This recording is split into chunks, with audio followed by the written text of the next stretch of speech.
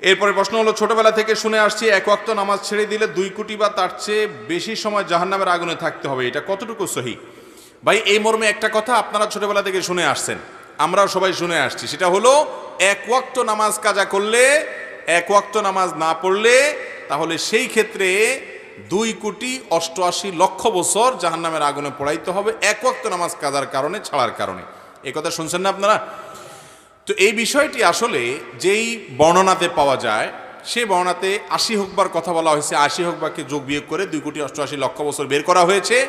এটা ফাজাইলে আমালে শেখুল হাদিস জাকারিয়া রহমতুল্লাহ আলাইহি উল্লেখ করে এরপরে বলেছেন, এই মর্মে হাদিস বিভিন্ন বইতে লেখা আছে কিন্তু আমি কোথাও পাই নাই। এবং বিশুদ্ধ কথা হলো এটাই যে 2,88,00,000 বছর জাহান্নামের আগুনে পড়বে এক ওয়াক্ত নামাজ কাজা করার কারণে।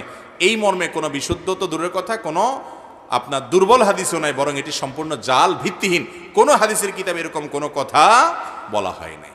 তবে এর মানে এই না যে তাহলে তো নামাজ না পড়লেও চলবে, ব্যাপারটা সেরকম না।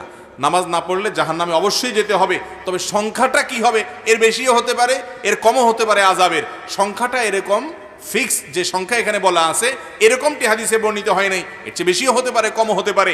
জাহান্নামে যাওয়ার মৌলিক একটা কারণ হলো নামাজ ত্যাগ করা।